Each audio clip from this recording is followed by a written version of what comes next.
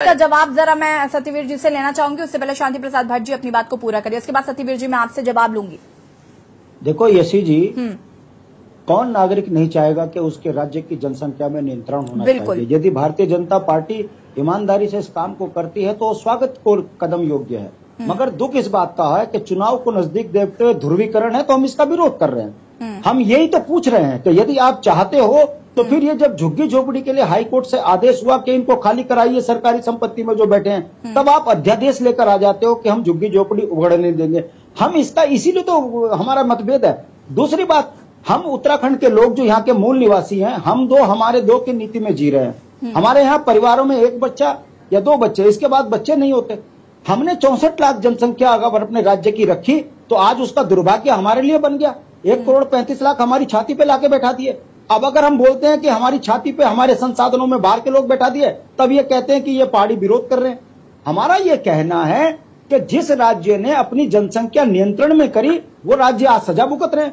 परिणाम मैं आपको मणिपुर का दे रहा हूं, पूरा जल चुका मणिपुर, वहां के लोकल आज आपस में लड़ रहे हैं। ये जो स्थितियां बन रही हैं, ये भारतीय जनता पार्टी की सुनियोजित साजिश है कि समाज के बीच में विद्रोह पैदा करना है तो एक विशेष वर्ग को उस जगह पर स्थापित करो, फिर बाद में उनका विरोध कराओ और उसके बाद लंबे समय तक राजनीति करो। हमारा इस बात का विरोध है। भारतीय जनता पार्टी वाकई ईमानदार है तो मैं पूछना चाहता हूं, भू कानून हटाया क्यों?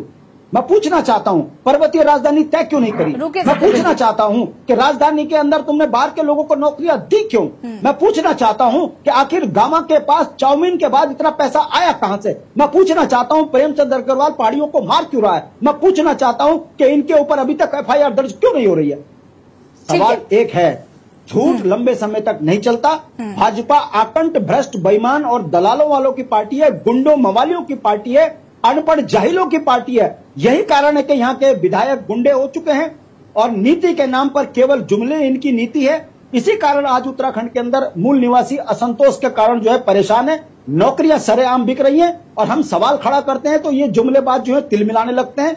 हमारे सवालों का जवाब देने के लिए भाजपा के किसी नेता प्रसाद जी, जरा हम सत्यवीर जी से जवाब लेते हैं और प्लीज मैं आपसे विनती करती हूँ कि बीच में इंटरप्ट मत करिएगा और यदि आपको कुछ भी कहना हो तो अपना हाथ रेस करेंगे, उसके बाद हम आगे। देखिए जी, मेरा स्पष्ट कहना है भारतीय जनता पार्टी की अगर ईमानदारी रुकिए सत्यवीर जी एक सेकेंड, मैं आ रही हूँ ना आपके पास। में कराया क्यों है, इस पर जवाब दें। ठीक है सत्यवीर जी, देखिए शांति प्रसाद जी ने जो सवाल पूछे अगर उनका जवाब आप देना चाहते हैं तो जरूर दीजिए। दूसरी चीज, 3 सवाल मेरे भी हैं। पहला तो भू कानून, दूसरा राजधानी क्यों नहीं बन पाई है अभी तक, और तीसरा FIR अभी तक क्यों नहीं हुई है।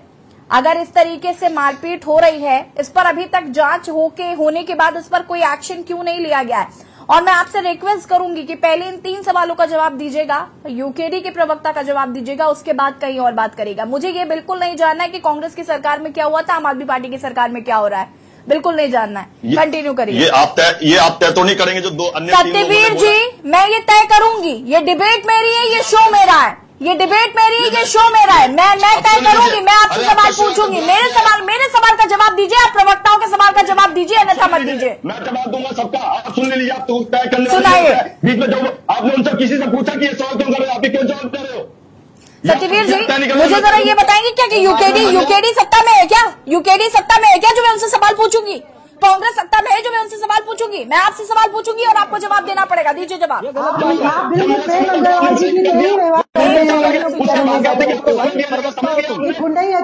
सत्यवीर जी, ये गुंडा मुझे पता है, एंकर को धमकाने लगे, मुझे अपना जवाब